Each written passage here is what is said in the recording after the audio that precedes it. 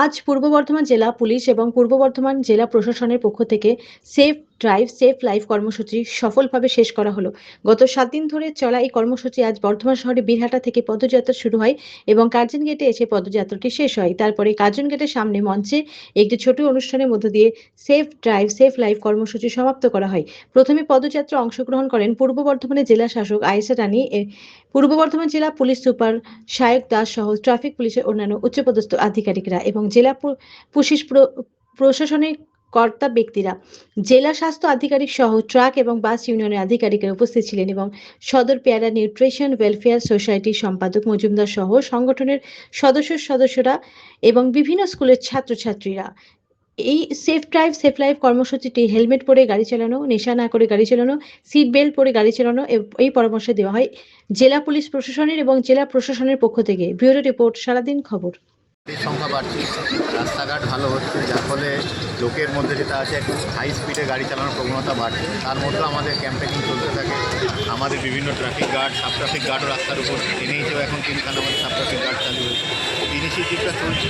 পাবলিকের মধ্যেও আমরা একটা সেকশনের মধ্যে সচেতন আনতে পেরেছি, বাকিদের মধ্যেও আমরা আনার চেষ্টা করছি। হ্যাঁ, এরা 4টে সাব ডিভিশনে গেছে, 4টে সাব ডিভিশনে এরা ট্রাভেল করেছে, বিভিন্ন জায়গায় তারা দাঁড়িয়েছে, পাবলিকের সাথে জনসাধারণের সাথে তারা ইন্টারাক্ট করেছে। এবং আজকের প্রোগ্রামে আপনারা দেখলেন ক্যামেরাটা শুধু ছিল না, আপনাদের স্কুল এবং এনসিসি থেকেও আমরা দেখলাম তারা পার্টিসিপেট করেছেন র্যালিতে। তো আমরা চাই এরা ইয়াং আমাদের ট্রাফিক অ্যাম্বাসেডার হিসেবে তারা বিভিন্ন জায়গায় আমাদের এই রোড সেফটির যে বার্তাটা সেটা ছড়িয়েছে। আপনারা এটাই আছে যে রোড সেফটির যে ব্যাপারটা, এটা একটা নিয়ম নয়, এটা একটা আমাদের জীবনের অভ্যাসে আনতে হবে। এটা আমাদের পুলিশ বলছে বা প্রশাসন বলছে এরকম নয়, এটা আমাদের পরিবার সবার হলো এই নিয়মগুলো মেনে চলতে হবে। স্যার আপনারা তো দেখা গেল স্যার কদিন আগে একটা অসুস্থ ব্যক্তিকে হাসপাতালে ভর্তি করলো, কি হ্যাঁ, এটা করা হয়, এটা বিভিন্ন জায়গাতে করা, বিভিন্ন ইভেন্ট অ্যাক্সিডেন্টের সময় খুব দ্রুততার সাথে।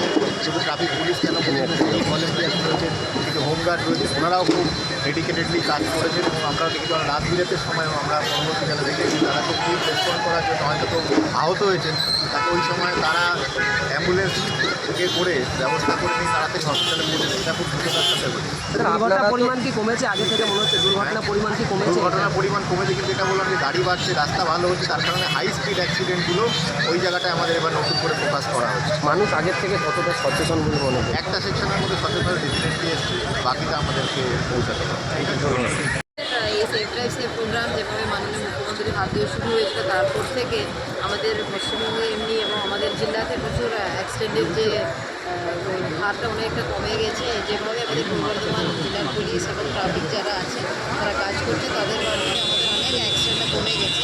কিন্তু কিছু কিছু রাস্তাগুলো খুব ভালো হওয়ার জন্যেও অনেক সময় অ্যাক্সিডেন্টগুলো বেড়ে যাচ্ছে। সেই জন্য আমরা কাজ করছি। আমাদের প্রচুর ব্ল্যাক স্পটগুলো ছিল, অনেকটা কমে গেছে। আরও কয়েকটা যেগুলো রয়েছে সেগুলো নিয়ে আমরা কাজ করছি।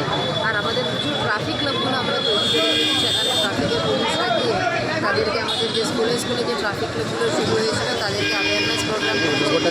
তারাও এখন গ্রামে গ্রামে গিয়ে আমাদের সেফ ড্রাইভ সেফ লাইফের যে উদ্দেশ্যটা সকলকে বোঝাচ্ছে। ঠিক আছে।